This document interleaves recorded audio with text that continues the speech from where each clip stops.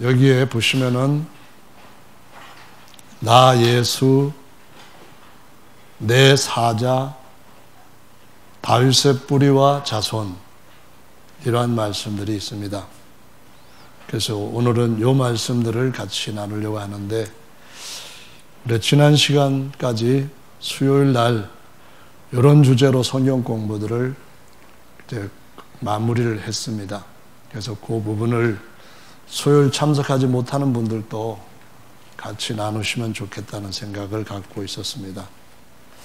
자, 먼저 예수께서 나의 사자를 보내었다라고 말씀하셨는데요. 이 사자란 말이 구약에서 히브리어로 표현할 때 어떠한 단어를 쓰는지 알고 계시죠? 구약에서 사자라는 말은 구약 성경 맨 마지막에 말라기라고 하는 그 성경에서 나타나고 있습니다.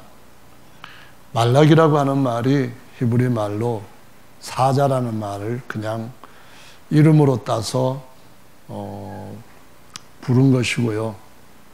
거기에 매우 중요한 내용들을 말라기 선지자를 통하여서 우리에게 가르쳐 주시는 것을 알 수가 있습니다. 그래서 구약에서 말라기와 또 다른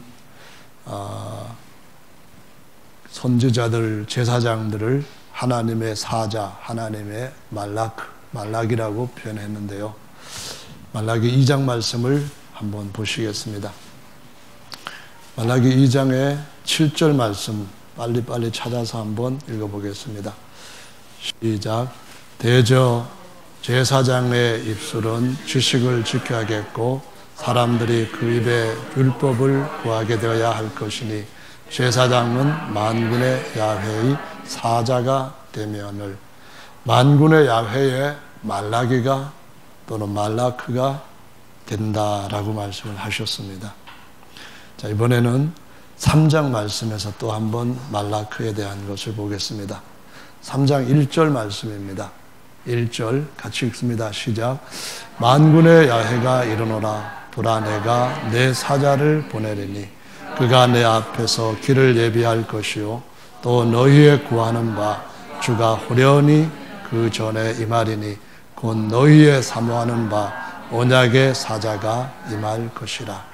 네, 3장 1절 읽으셨는데 이 내용이 어떤 것인지 이해도 함께 하실 것이라고 생각이 됩니다.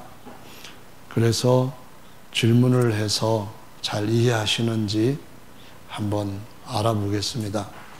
내가 내 사자를 보내리니 그가 내 앞에서 길을 예비할 것이요 라고 하셨는데, 내 사자, 누구를 가리키는 것입니까? 네? 아우, 맞습니다. 박수. 그러면은 세례 요한은 누구의 사자입니까? 네? 하나님 야훼 사자입니다. 여기도 박수. 다시 질문을 합니다. 너희의 구하는 바 주가 호련히 그 전에 임하리니, 여기에 주는 누구를 가리키는 것입니까? 네? 네, 예수님이 맞는데 말라기에서는 아직 구약성경 읽을 때는 주 하나님, 주 야훼, 그분을 가리키는 겁니다. 그러니까 야훼께서 내 사자 이렇게 말씀하셨는데, 그 야훼, 그 주님이 어디에 임하시는가 하면은 성전에 임할 것이라고 하셨습니다. 그러면은 성전 청소가 신약성경에 예수님의 공생에서 2번 나타나는데, 이 성전 청소를 하시면서 내 집은 만민이 기도하는 집이라 하였거늘 라고 하셨던 그 예수님은 그 말씀을 하실 때 자신을 누구라고 표현하신 걸까요? 내 집은 만민이 기도하는 집이 됐을 때 집의 주님을 얘기하는 것이니까 성전이라고 하는 집의 주님이신 하나님 자신임을 말씀하시는 것입니다. 그래서 자기의 집된 자기의 몸을 다시 일으키신다. 그런 의미로 그 주께서 호련히 그의 전에 임하실 것이다 하셨고요. 그 다음에 다시 그 뒤에 이어지는 구절입니다. 너희의 사모하는 바 언약의 사자가 임할 것이라. 언약의 말라크가 임한다 했는데 이 사자는 누구를 가리키는 것입니까? 예수님만 하면 안 되고 예수님이 주님이기도 하신데 예수님이 야훼이시기도 하는데 언약의 사자가 야훼냐? 이렇게 질문을 한다면 대답이 조금 달라져야 되겠죠. 누구를 가리키는 겁니까? 네?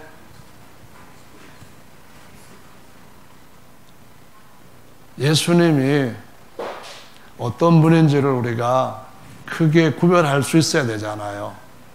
예수님은 어떤 분인데 어떤 분 중에서도 이런 분 저런 분 이렇게 좀 더 상세하게 구별할 수 있어야 되잖아요. 그래서 여기에서 사모하는 바 언약의 사자가 임할 것이다. 사모하는 바 뭐예요? 빨리빨리 오시면 좋겠습니다. 그렇게 했던 언약, 무슨 언약이겠어요? 옛 언약에서 예언해 주신, 약속해 주신 그 언약의 성취를 보여주는 누구라고요? 사자예요. 말라크, 보냄을 받은 자, 그런 뜻입니다. 그러면 누구를 가리키는 거예요? 예수님 그러면은 반만 맞았다고 책할 수 있어요. 예전에 어떤 대통령 후보로 나오신 분이 집사 그 시험을 쳤는데 예수님의 제자가 몇 명이냐 그랬더니 6명인가 8명인가 라고 썼대요. 그랬더니 나중에 채점을 하는 목사님이 맞았다고 동그라미를 쳐줬대요. 그래서 예수님 12제자 안 해요? 그랬더니만 근데 어떻게 8명인데 맞았다고 했죠? 그랬더니 아이고 12명 중에서 8명이면은 반을 넘었으니까 맞았다고. 그래서 그분이 정 뭐라고 하는 집사님이에요. 간증에 나오더라고요. 인터뷰했는데. 자, 여기에서 예수님 이렇게만 하면 안 되고요. 예수님은 누구시다. 예수님은 누구시다. 이것이 계시록 22장 16절만 봐도 나오잖아요. 예수님은 다윗의 뭐다. 이렇게도 나오고 예수님은 다윗의 또 뭐다. 이렇게 또 다르게 나올 수 있으니까 예수님이라고 할 때도 지식이 가동되게 거기에 적용되게 답을 할 수 있도록 이렇게 하나님 앞에 기도를 하고 답을 해야겠죠. 뭐예요? 주 하나님이신 예수님 OX 아닙니다. 그건 아니에요. 그러면은 예수님은 어린 양이신 예수님 OX 아닙니다. 언약의 사자라고 하는 말은 바로 새 언약의 중보자를 말하고 있는 겁니다. 그러니까 구약의 언약의 중보자는 누구예요? 모세라고 표현합니다. 그래서 모세율법 이렇게 표현하는데 신약의 새 언약의 사자는 누구라고요? 예수 그리스도라고 하는 말을 붙여야만 됩니다. 다시 말하면은 모세는 하나님 앞에 종으로 하나님이 만드신 존재지만은 예수 그리스도는 하나님이 아들로 낳으신 존재다. 그래서 종인 사자와 아들인 사자 이렇게 구별이 된다고 하는 사실을 이해를 해야만 된다는 겁니다. 아시겠죠? 네, 우리 연세 드신 집사님들도 좀 이렇게 잘하시는지 모르겠어요. 그 교회 담임 목사님이 누군지 모르겠네요. 계시록을 한번 보시면은요, 22장 말씀에서 계시록 22장 너무 성적이 좋아서 오늘 오후 성경 공부는 빨리 끝내도 될 것 같아요. 22장 6절 말씀을 같이 읽어보겠습니다. 22장 6절입니다. 같이 읽어보실까요? 시작. 이 말은 신실하고 참된지라 주 곧 선지자들의 영이 하나님이 그의 종들에게 결코 속히 될 일을 보이시려고 그의 천사를 보내셨도다. 여기 천사가 히브리 말로는 말라크이지만 신약은 헬라어로 썼어요. 그러니까 말라크가 아니고 말라크에 해당되는 의미의 다른 단어를 썼겠죠. 그러면 신약에서는 뭐라고 썼냐면은 앙겔로스라고 하는 단어를 썼어요. 앙겔로스는 그 단어에서 영어로 나와 있는 비슷한 단어가 있어요. 그게 뭐예요? 엔젤이에요. 그래서 엔젤 하면은 대부분 우리는 80%, 90% 하나님이 보낸 천사들 이렇게 생각을 합니다. 자, 그 말라크 단어에 해당되는 앙겔로스를 보내셨다 했는데 이번에는 어디를 보시는가 하면은 8절 말씀을 읽어보시겠습니다. 8절 같이 읽어보실까요? 시작. 이것들을 보고 들은 자는 나 요한이니 내가 듣고 볼 때에 이 일을 내게 보이던 천사의 발 앞에 경배하려고 엎드렸더니. 네, 여기에서 앙겔로스를 번역을 할 때에 천사라고 번역을 하는 경우도 있고 천사라고 번역하면 안 되는 경우도 있어요. 근데 근본 뜻은 뭐냐 하면은 하나님이 보낸 말라크 또는 앙겔로스라고 하는 단어라는 것을 놓쳐서는 안 돼요. 아시겠죠? 그러면은 똑같은 그 단어를 16절에서 뭐라고 번역을 했는가 하면은 내 앙겔로스를 보내어 이것들을 너에게 증거하게 하였노라 이렇게 말씀했거든요. 여기 앙겔로스를 뭐라고 16절에서는 번역했죠? 사자라고 번역을 했죠. 아멘.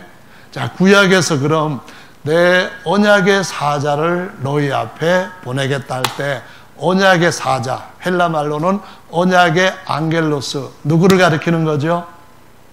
예수 그리스도를 가리키는 거예요. 아멘. 그래서 천사라고 번역을 하면은 요한이 천사를 숭배하는 우상 숭배자가 돼버리는 거예요. 그렇죠? 아멘. 천사 숭배하면 안 되는데 하나님의 사자, 하나님 앞에 보내심을 받은 그리스도는 어떤 분이에요? 하나님을 나타내는 하나님의 형상이자 하나님께서 사람들 가운데 함께 하시는 임마누엘 하신 살아있는 성전이기도 하시다. 그런 말씀이에요. 그래서 성전을 향하여서 예배한다. 그 말이 성경에 시편에 두 번이 나와요. 그럼 성전을 향하여서 예배할 때 성전 숭배예요? 아니면 성전에 계시는 주님을 보고 예배하는 거예요? 주님께 예배하는 거죠. 아멘.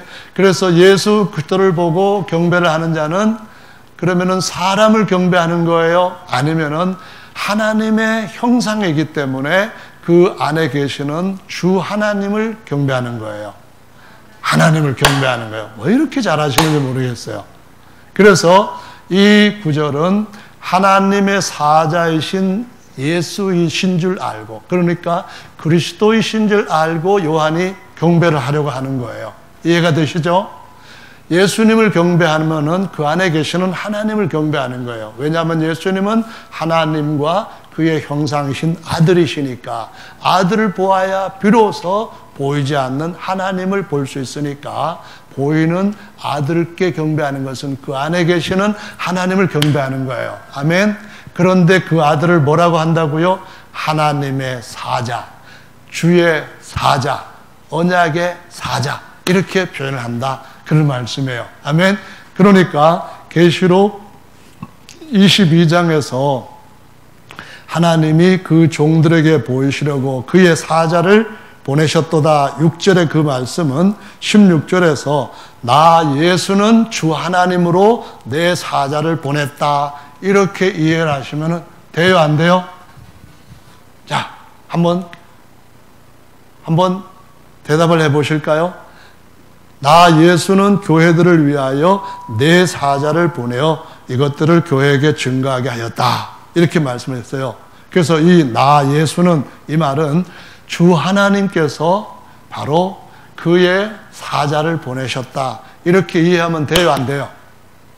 되는 거예요. 예수님은 주 하나님이시고 앞에 6절에 나와 있는 그 주 하나님이시고 동일한 그분이고 그분 외에 다른 하나님은 없어요? 있어요? 하나님은 바로 사람의 몸을 입고 이 땅에 오셔서 그 사람으로 말할 것 같으면은 하나님의 사자, 하나님의 아들, 하나님의 형상 이렇게 일컬어지는 거죠. 그 안에, 그 예수 그리스도 안에 있는 하나님, 우주 안팎에 계시는 하나님, 그 하나님은 바로 예수님 안에 계시는 주 하나님 아버지, 동일한 그분이라는 것을 저와 여러분들이 이 계시록 22장 16절을 통하여서 증거받고 깨닫고 증거하고 있다라는 말씀입니다. 아멘. 그래서 이 주 하나님, 그분은 어떻게 표현됐는가 하면은 예수님의 증언하신 바로는 다윗의 뭐라고요? 다윗의 뿌리, 맞아요. 다윗의 뿌리. 다윗의 뿌리, 그 다음에 다윗의 뿌리의 가지로는 하나님께서 보내신 그리스도 예수, 이렇게 이해하시면 되는 거예요. 조금 복잡한 것 같죠? 복잡한 게 아니라 나무를 볼 때에 이게 소나무인지 또는 감나무인지, 나무는 나무라도 구별할 수 있어야 되겠죠? 아멘. 그래서 나무가 밤나무라면은 밤나무의 이것이 잎사귀인지 가지인지 구별할 수 있어야 되겠죠? 그래서 예수님을 구별할 때에 첫째로는 유일하신 창조주 주 하나님이시고 아들을 낳으심으로 아들의 아버지가 되신 분이시고, 아멘. 아들을 낳으셨을 때에 낳으신 목적이 그 아들 안에서 아버지 자신의 보이지 않는 모든 것들을 나타내시려고 형상으로 삼으셨으니까 하나님의 아들은 보이지 않는 하나님의 형상이요, 보이는 그 형상 앞에 절할 때에 어디 계시는지 잘 보이지 않는 그 하나님 앞에 절하는 것이다, 경배하는 것이다 라고 가르쳐 주신 거예요. 아멘. 그래서 사도 요한은 누구한테 경배하려고 했어요?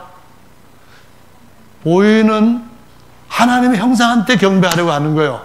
그 하나님의 형상은 뭐라고요? 하나님의 사자라는 말입니다. 아멘. 하나님의 안겔로스한테 경배하려고 하는 거예요. 그 안겔로스는 뭐라고요? 보이지 않는 하나님을 보이게 나타내는 하나님의 아들이자 하나님의 형상이다, 그런 말입니다. 아멘. 그래서 그 안겔로스를 천사라고 번역을 하면은 사도 요한을 완전히 우상 숭배자라고 매도해 버리는 것이 된다, 그런 말씀이에요.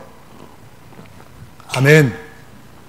예, 그래서 예수님이 제자들한테 경배를 받으신 경우가 복음서 중에 아주 확실하게 처음과 나중에 경배라고 하는 주제를 가지고 시작해서 마친 복음서가 있거든요. 어느 복음서일까요? 내가 복음? 그런 건 없잖아요. 네가 복음? 그것도 없어요. 뭐가 있죠? 마태복음? 마태복음이 그런가요?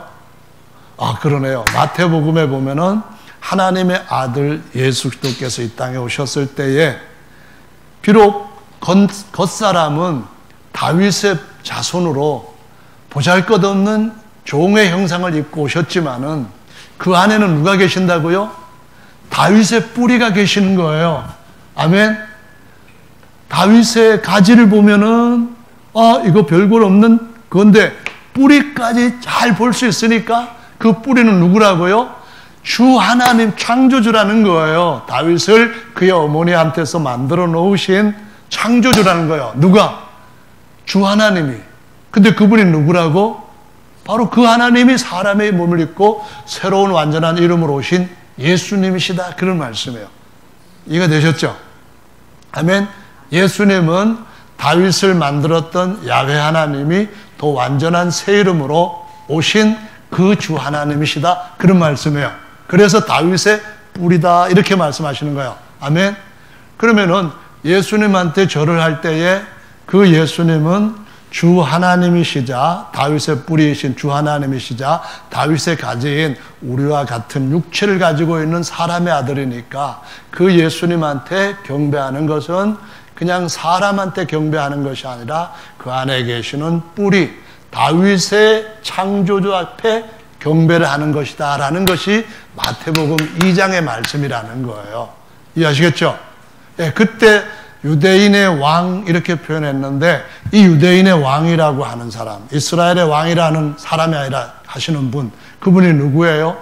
우리가 찬송 부를 때에 믿음이 있는 사람, 진리를 아는 사람들은 찬송을 이렇게 하죠. 왕이신 나의, 그 다음에 뭐예요? 하나님이잖아요. 그 하나님이라고 지금 예수님의 뿌리를 보고 말씀하는 거예요. 아멘. 나무 하나가 있는데 가지만 보면은 다윗의 후손이에요. 베들레헴 출생이에요. 그런데 뿌리를 보면 누구라고요? 나의 하나님 왕인 거예요. 아멘. 우리 모든 사람들을 창조하신 왕이신 거예요. 할렐루야죠. 아멘.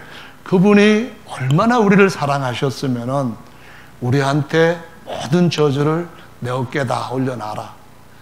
또 베드로, 너도 마지막 내 제자이지만 나를 저주했는데 수제자가 나를 저주했어도 내 그 저주까지 지고 간다. 이런 모습을 보이시면서 우리의 모든 저주를 대신 지시고 나무에 달린 자마다 뭐를 받은 자라고요? 저주받은 자라고 해서 우리 저주를 대신 지신 분입니다. 할렐루야. 저주를 다 가져가셨으니까 우리는 뭐만 받으면 돼요? 복만 받으면 되는 거예요. 할렐루야. 아멘. 우리가 우리 입에서 나올 수 있는 다른 저주는, 이거는 우리가 주님께서 다 가져가신 것을 부인하고 주님의 그 거룩한 가지에서 스스로 전지 작업하는 것과 같은 거예요. 잘라버리는 것과 같은 것이니까 우리 입에서는 항상 다른 사람들한테 주님이 맡겨주시고 남겨주신 복만 자꾸 전할 수 있는 뻗어가는 가지가 되시기를 예수님의 이름으로 축원합니다. 아멘. 그래서 예수님이 십자가에 달리시고 난 뒤에 부활하시고 제자들한테 다시 갈릴리 산에 가신 것이 마태복음 28장 말씀이에요. 그 28장 말씀에서 11명의 제자만 남았잖아요. 한 명은 어디 갔어요? 누가 어디 갔어요? 아니 3년 반 동안 같이 먹고 같이 자고 제일 중요한 일을 맡기기도 했는데 세상에서 하는 일 중에 제일 중요하게 여긴 게 뭐예요? 돈 관리하는 거 잘해야 돼요. 그래서 돈 관리를 하려면은 머리가 명석하게 돌아가야 돼요. 어떻게 보면은 갈릴리 출신들이 다 예수님의 제자들인데 유다만 갈릴리 출신이 아니에요. 그러니까는 갈릴리는 저 촌동네 조그만 호수에서 빙 둘러서서 사는 사람들이거든요. 그런데 유다는 어디 사람이에요? 가리옷 유다라고 표현하잖아요. 그게 가리옷 사람이에요. 지금은 가리옷이 어딘지를 아무도 몰라요. 왜냐하면은 유다가 자기 동네를 망쳐놔 버렸어요.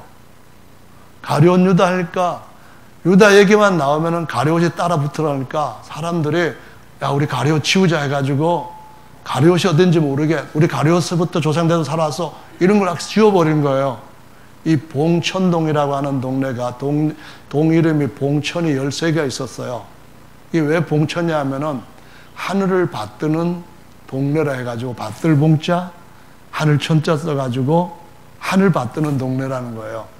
잘 받드는 제사장 동네라는 말이 아니라 먹을거리가 없는 사람들이 새벽에 일찍이 달 보고 나와가지고 달 보고 들어가는 동네라 가지고 달 동네에 꼭대기에 사람들 하늘 밑에 있다 이래가지고 봉천동이라고 했거든요. 겨울철만 되면은 TV에 꼭 연탄 지고 배달하는 그 그림 나오면서 봉천동을 찍어서 보내네요. 올해도 봉천동, 내년에도 봉천동, 봉천동이 저기 무주구톤동까지 TV로 가니까 서울에 종로는 모르는 사람 많아도 봉천동 모르는 사람 없을 정도로 이 동네가 소문이 나버렸어요. 그런데 여기에 입주하는 사람들이 더 이상 우리 봉천동 가지 말자 해가지고 여기는 거룩한 정말 훌륭한 사람들이 살았던 동네라 가지고 성현들만 살았대서 성현동이에요. 가르치면 몰라져 이제 모르게 돼 버렸어요. 자, 그것은 무엇을 말하는 겁니까? 예수님은 우리가 베드로가 했던 그 저주도 그냥 다 주시면서 마지막까지 베드로에게 나 부활했으니까 더 이상 너 슬퍼하지 말고 미안해하지 말아라 그러면서 제자들을 말하다 하시는 말씀 앞에다가 베드로와 다른 형제들한테 나 살았다고 말해라. 이렇게 나온 거예요. 할렐루야입니다. 아멘. 근데 가룟 유다는 똑같이 잘못을 저질렀는데 뭐가 문제예요? 베드로는 막 울면서 예수님 앞에 제가 실수했습니다. 잘못했습니다. 그러는 반면에 가룟 유다는 자기 고집대로 나가는 거예요. 그래서 동네 이름도 없어져 버린 거예요. 우리가 우리 고집대로 살 것이 아니라 예수님이 보여주셨던 것처럼 내 뜻대로 마시고 아버지의 뜻대로 살기를 원합니다 하면은 적어도 우리가 계획적인 죄를 짓지 않은 한 모든 죄, 모든 저주를 주님이 대신 져주시는 줄로 믿으시기 바랍니다. 아멘. 자, 그러면은 예수님께서 11 제자들한테 뭘 받으셨어요? 경배를 받으신 거예요. 경배를 받으시는데 그런데 의심하는 자들이 있는 거예요. 무슨 의심이냐면은 일반 기독교에서는 말씀을 잘 모르고 대강 짚어서 하다 보니까 제자들이 부활하신 예수님을 부활했는지 안 했는지 의심했다 그러는데 이미 부활했다는 것을 제자들이 다 확인을 했어요. 11명이 다. 그런데 의심하면서 뭐를 한다고요? 부활을 의심하는 것이 아니라 경배를 의심하는 거예요. 왜 그렇게 되죠? 다윗의 가지만 보면은 경배해야 될지 몰라요. 아멘. 정말 두려워요. 왜냐하면은 하나님이 십계명에 나 외에, 나 야훼 외에 다른 하나님 섬기지 말라 하시면서 다른 하나님 섬기면은 이거는 호사에게 시집 갔던 여자가 다른 남자하고 같이 자는 거야. 이런 식으로 말씀하시면서 그런 죄를 지으면은 누구든지 돌로 쳐서 공중이 투석으로 사형시키겠거든요. 그러니까 경배를 막 할 수가 없는 거예요. 그래서 몇 명은 의심을 했다는 거예요. 그런데 그때 예수님이 뭐라고 하셨어요?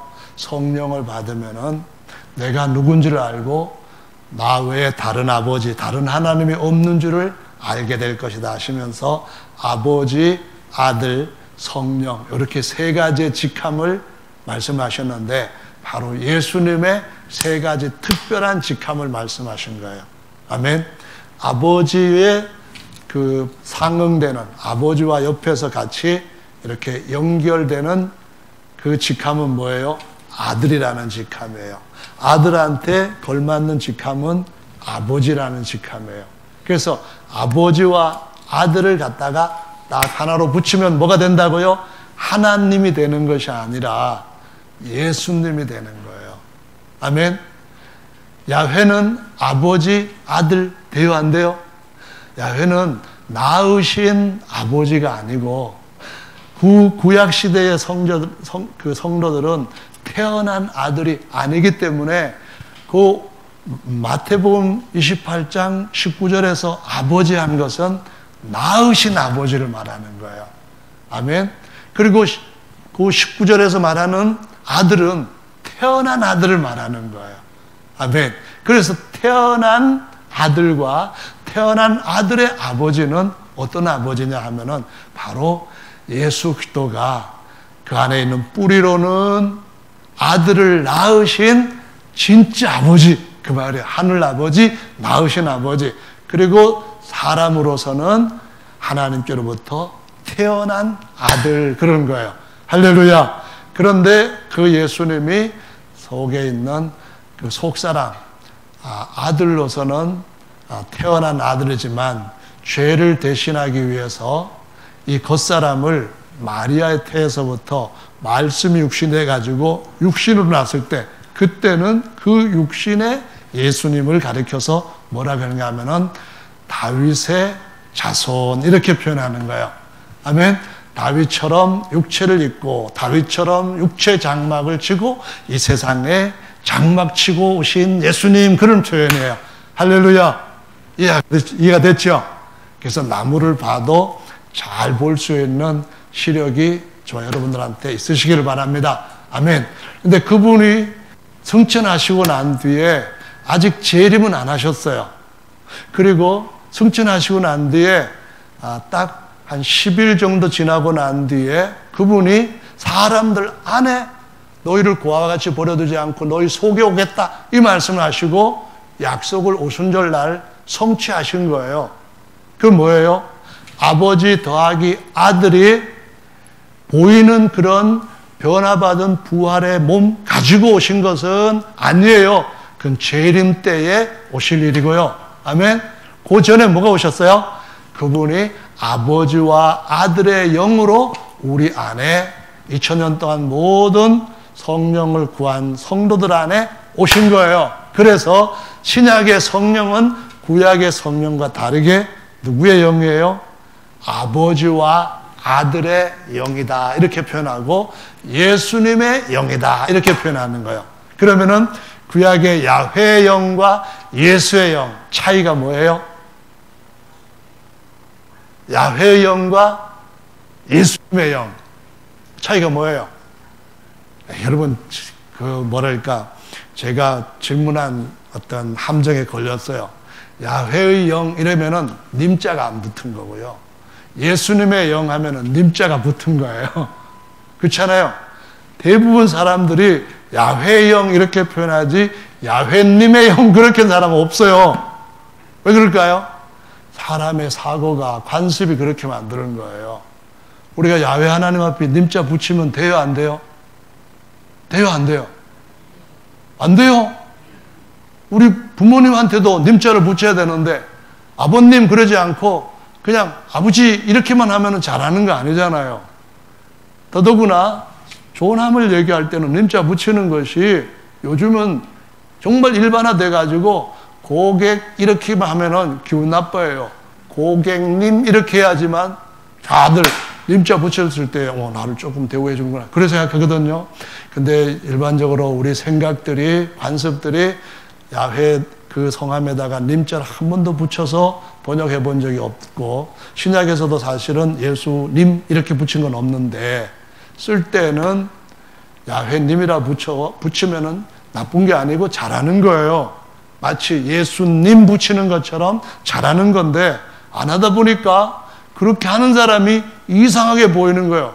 그러니까 그렇게 갖고 있던 옛날의 사고를 조금은 바꿀 필요가 있고 그런 것이 다른 데도 있다는 것을 여러분 염두에 좁게 두는 것이 좋은 것인 줄로 믿으시기 바랍니다. 아멘. 그래서 야훼님의 영 또는 야훼 영은 하나님의 영만을 가리키는 건데 예수님의 영 하면은 아버지 더하기 아들의 영이다. 그걸 말씀해요. 그래서 그 아버지와 아들의 영이 우리 안에 오실 때 요한복음 14장 23절 말씀처럼 우리가 너희에게로 와서 거처를 삼겠다. 이 말씀을 이루신 거예요. 할렐루야. 그러면 우리 안에 누가 오신 거예요? 우리를 중보해 주시는 하나님은 한 분이시오. 하나님과 사람 사이의 중보도 누구라고? 한 분이신 뭐라고요? 사람이신 그리스도 예수라 그렇게 나온 거예요. 그래서 예수님이 시간과 공간을 초월하는 높은 하늘에 올라가셔서 이제 그 영을 우리 속에 딱 부으셔가지고 우리가 뭘 하든지 우리 안에서 친히 대언해 주시는 성령으로 말할 수 없는 탄식도 하시면서 친히 간구하시기도 하시는 그래서 그 예수님이 기도하시면은 아버지께서 우리 보고는 안 들어주실 일이 딸지라도 그 아들을 보시면서 다 들어주시는 은혜를 받고 살아가는 줄로 믿으시기 바랍니다. 자, 그럼 여기서 끝낼까요? 그만하죠, 뭐, 그죠? 다음 주에 예수님 오시는 것도 아닌 것 같고, 그러니까 오늘 여기에서 질문에 딱 한 가지만 정확한 대답을 하시면은 이제 마무리를 하겠습니다. 자, 그러면은 요한복음의 말씀에 보면은 예수님께서 어떤 분이다 하는 것을 하나님 야훼께서 보낸 사자가 증언을 했어요. 요한복음 1장에 보시면은 그 사자가 뭐라고 말을 했는데 이렇게 15절에 기록이 되어 있어요. 15절 요한복음 1장 15절 같이 읽어보겠습니다. 요한복음이에요. 1장 15절 시작. 요한이 그에 대하여 증가하여 외쳐 가로되 내가 전에 말하기를 내 뒤에 오시는 이는 나보다 앞선 것은 나보다 먼저 계심이니라 한 것이 이 사람을 가리킴이라 하니라. 네, 구약의 말라기 3장에서 보면은 하나님이 자기의 사자 보냈어요. 누구라고? 우리 김영건 집사님 대답하신 것처럼 요한이에요. 요한이 이제 다시 증거를 하는 거예요. 하나님이 구약의 말라기에서 말씀하신 것이 내 언약의 사자를 호련히 보낼 것이다. 그랬단 말이에요. 그 언약의 사자가 누구라고요? 바로 이 사람을 말하는 거예요. 요한이 말했던 누구? 이 사람 그 말이에요. 이 하나님이에요? 아니면 이 사람이에요? 이 사람 그런 거예요. 그런데 이 사람이 침례요한보다 먼저 계시는 분이에요? 아니면은 나중에 계시는 분이에요? 뭐 어떻게 먼저 계셔요? 아니 성경 말씀에 보면은 마리아의 같은 친족이었던 모계로 친족입니다. 그러니까 레위 지파에서 난 엘리사벳이 레위 지파 제사장에게서부터 오랜 후에 나이가 많이 들어서 아들을 낳았는데 그 아들의 이름이 누구라고요? 요한이란 말이에요. 요한이 지금 선지자로서 활동을 하면서 내 뒤에 오시는 그 사람이 바로 하나님께서 보내시겠다는 언약의 사자다 이런 얘기를 하고 있는데, 그런데 뭐라고 했는가 하면은 나보다 먼저 계시는 분이 내 뒤에 오신다 이렇게 말씀한 거예요. 근데 그 사람이라는 거예요. 그 어찌 그럴까요? 여기 비밀이 있는 거예요. 나무를 잘 보되 하나님의 아들이신 예수님과 사람의 아들이신 예수님, 요거를 구별할 수 있는 눈을 뜨는 그것이 필요하다는 비결을 보여주고 있다 그 말씀이에요. 아시겠죠? 자, 내 뒤에 오시는 이와 내 앞에, 내 앞에 아니라 나보다 먼저 계시는 이와 내 뒤에 계시는, 나보다 뒤에 태어나신 분, 이렇게 구별할 때에 어떤 예수님을 가리키는가, 요거만 딱 대답을 하시면 끝난 겁니다.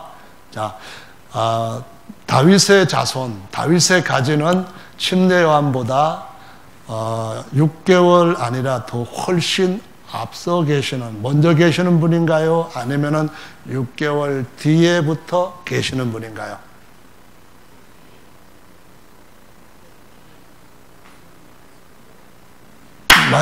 맞아요.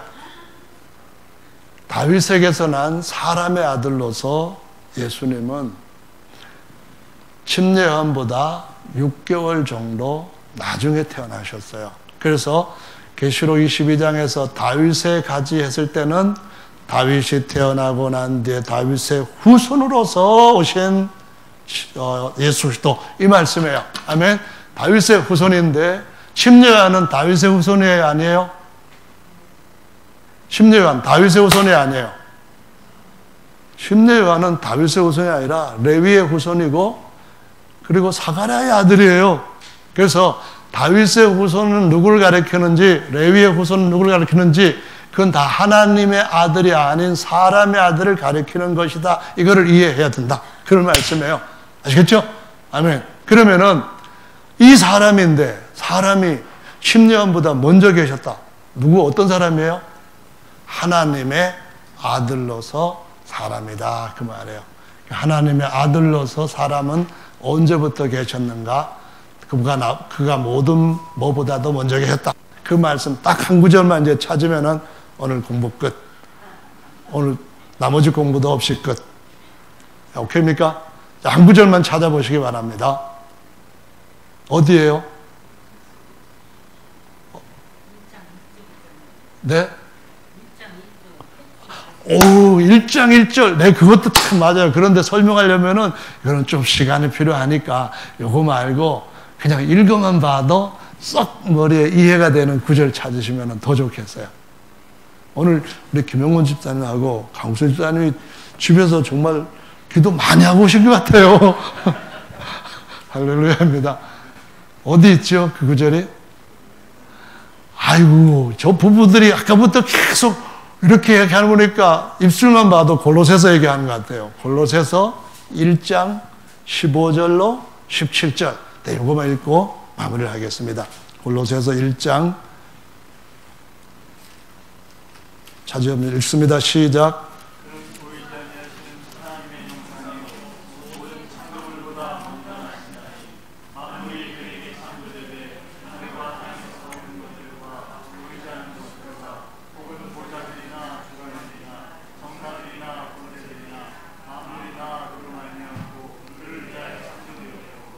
또한 그가 만물보다 먼저 계시고 만물이 그 안에 함께 섰느니라. 자, 질문을 해볼게요.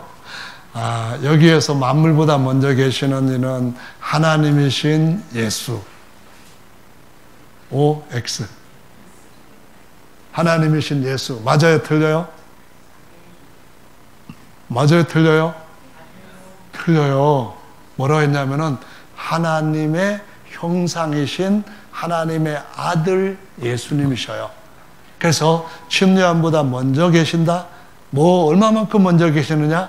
만물보다 먼저 계신다. 근데 어떻게 그러면은 만물보다 먼저 계시게 되느냐? 만물은 만들었지만은 만물을 만드시기 전에 하나님이 아들, 침례함보다 먼저 된 아들 사람을 어떻게 했다고요? 낳으셨다. 그 말이에요. 그 낳으신 분이 우리들도 하나님과 하나님의 영, 하나님의 진리로 다시 낳게 하셔서 만물보다 먼저 계시는 그분을 머리로 해서 거기에다가 다 붙여가지고 그분이 만물을 다 그분 위해서 만들어 놓은 것 누리는 것처럼 우리도 함께 다 만물이 우리를 위하여서 다 만들어진 것인 줄로 믿고 함께 누리게 될 때가 올 줄로 믿으시기 바랍니다.